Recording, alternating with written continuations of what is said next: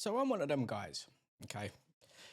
In the office, in work, down the pub, in social settings. It's a bit of a nightmare for me because as sports go, I don't really care about sports with the exception of boxing. And then I would say that I'm more fanatical than most. And honestly, if you're trying to get into a conversation with me, like I will happily listen to Arsenal have done this, Tottenham have done that, Man U, Liverpool, whatever. Like whatever your vibe is, that's on you. But for me, I don't care about F1.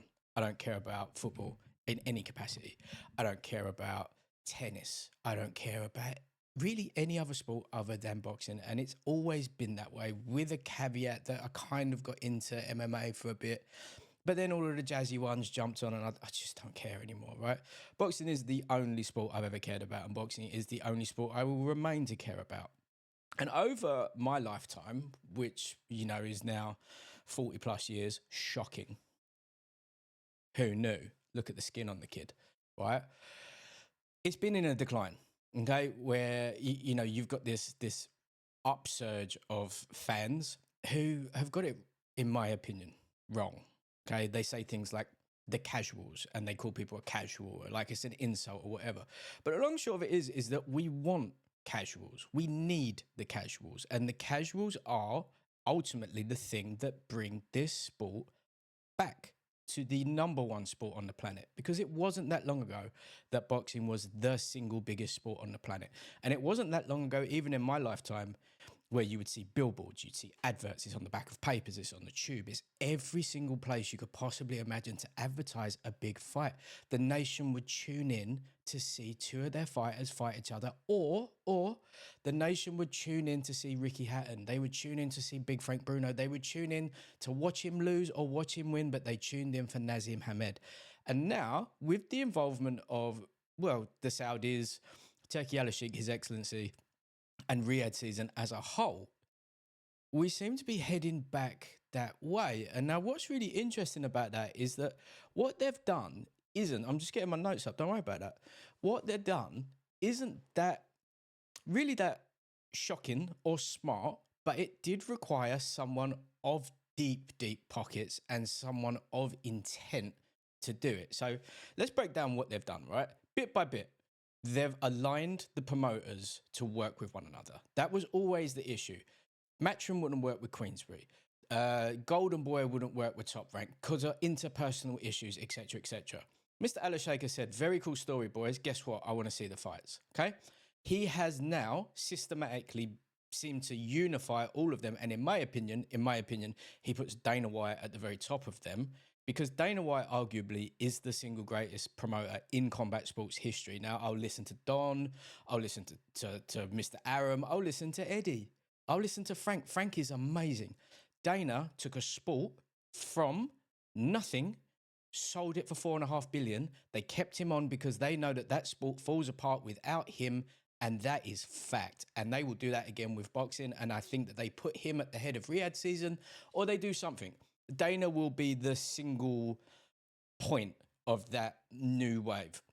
So they've aligned the promoters.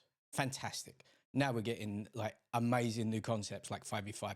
Now we're seeing mega cards. Now we're seeing absolute and utter just hammers of cards. This one in February, the 22nd, crazy. It's one of the best cards you will ever see.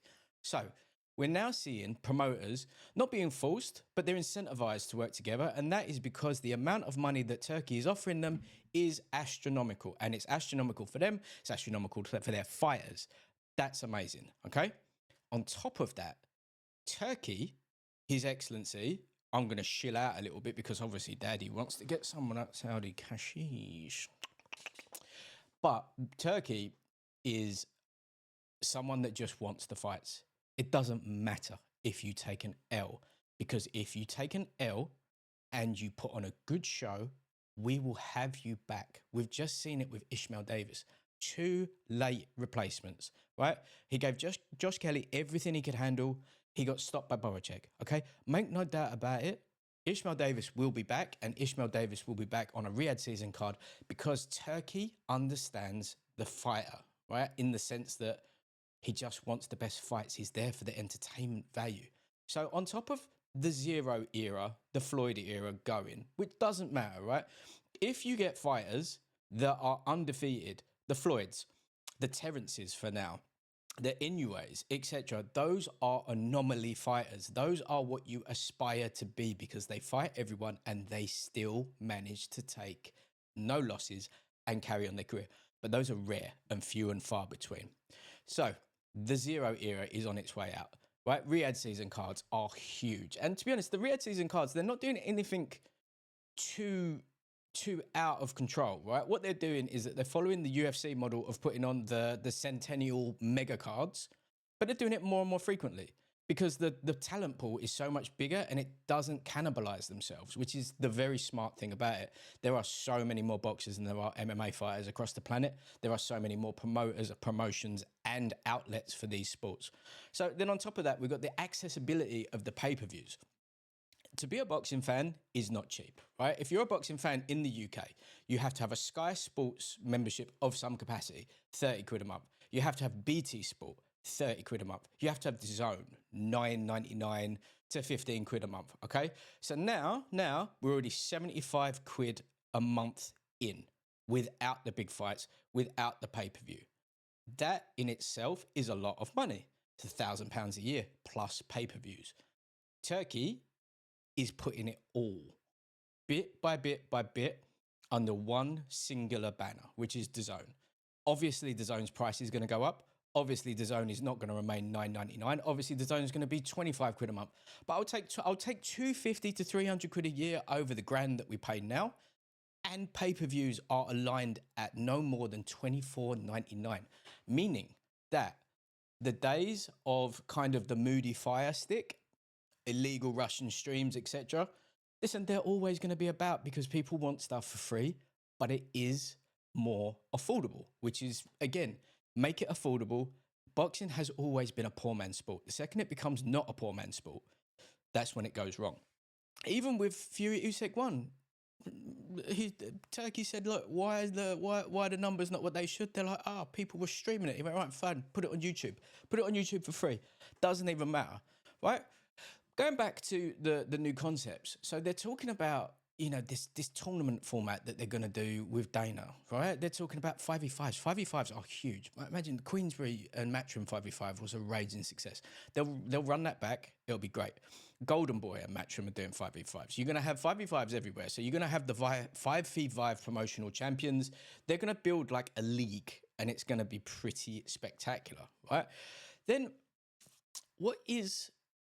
there's a lot of content that I feel is going to be coming. You're going to see a resurgence of shows like The Contender because we saw how effective it was in bringing the UFC into the mainstream, right? UFC is more mainstream than boxing, right?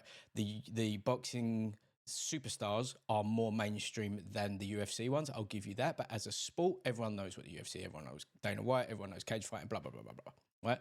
And this is not a comparison between the two of those. But what we're now seeing is just a surge of content that is going to be coming, funded by the Saudis, fine. They've bought Ring Magazine, right? Ring Magazine is and has always been, we know it's the Bible of boxing. It has its own belt. It has its own ranking system that is the core of the sport.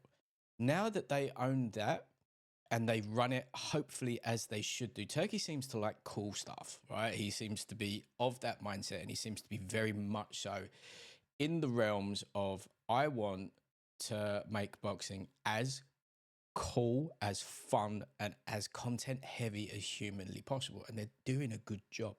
Now that they own the ring, and we saw last night, like, tell me there's not further proof that the UK is the centre of the boxing world when the inaugural Ring magazines, which honestly last night was high end, right? That's the only way I'm going to say it. It was a beautiful award ceremony in a stunning venue. It was exactly what the sport needs. It brings back a level of prestige to the sport that had been lost. The prestige had been overwhelmed by flash and bling and like unlikable characters. Gone are the days of, Ali was loud, but I don't think he was that flash. The future of the sport, which is now returning back into popularity, is the casuals, right? The quote unquote casuals. It's not dark to be called a casual. It's not an insult like the tripodders like to call people who maybe get something wrong. But then I've seen tripodders myself mix up Mexicans and Puerto Ricans. Like they're not historians. They think they are, but they're not. Um, in closing on this one, boxing is on the cusp of having just a massive uptick, right? With fights like Fury and AJ on the cards. That's the only one of Turki Alisheikh's Big Five. And I'm going to do a video just on the Big Five on itself.